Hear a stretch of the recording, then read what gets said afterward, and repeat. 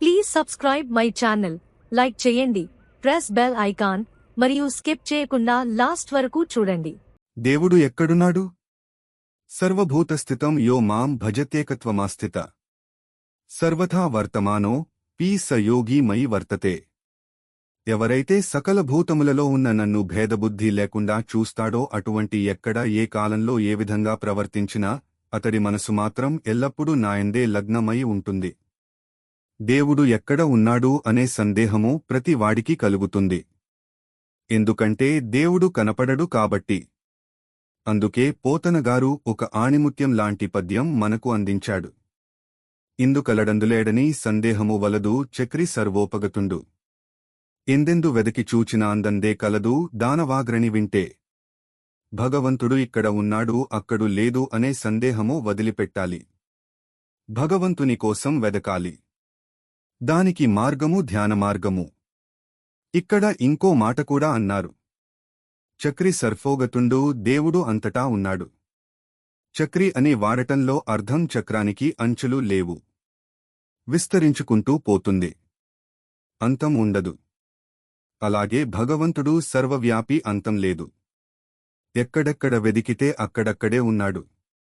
కాకపోతే మనకు ఉండవలసిన లక్షణం మనకన్నా పెద్దలు, గురువులు, శాస్త్రములు చెప్పింది వినడం. అయితే ప్రస్తుతం మనకు లేని లక్షణం కూడా అదే. ప్రతివాడూ నాకు అంతా తెలుసు అనుకుంటాడు. వాడికి ఏమీ తెలియదు అన్న విషయం వాడికి తెలియదు. అదే అజ్ఞానము. వినదగునెవ్వరు చెప్పిన అనే మాట అందుకే వచ్చింది. కాబట్టి భగవంతుడు అన్నిచోట్లా ఉన్నాడు అని గ్రహించాలి. పాలలో వెన్నలాగా, కట్టెలో నిప్పులాగా, నువ్వులలో నూనెలాగా దాగి ఉన్నాడు.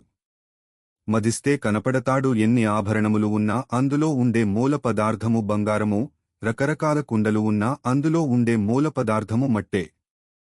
అలాగే అన్ని జీవరాశులలో ఉండేవాడు పరమాత్మ ఒక్కడే. ఆ పరమాత్మలో అందరూ ఉన్నారు. కాబట్టి సమస్త జీవరాశులు పరమాత్మ స్వరూపాలే అని భావించాలి. ఎవరికీ దేనికీ అవకారం చేయకూడదు, ద్వేషించకూడదు. ఇతర మానవుల పట్ల, జీవరాశుల పట్ల దయ, కరుణ కలిగి ఉండాలి. అన్ని జీవరాశులయందు ఏకత్వ బుద్ధి కలిగి ఉంటే పరమాత్మ మనకు కనపడతాడు. దానినే ఏకాత్మ బుద్ధి అని అంటారు. జీవులలో భేదము చూడకూడదు. ఆ ప్రకారంగా జీవులలో భేద బుద్ధి లేకుండా ప్రవర్తించేవాడు బయట ప్రపంచంలో తిరుగుతున్నా వాడి మనసు మాత్రము పరమాత్మయందే లగ్నమై ఉంటుంది. అతడు సమాధి స్థితిలో ఉన్నా, ప్రాపంచిక వ్యవహారాలు చక్కబెడుతున్నా ఒక్కటే.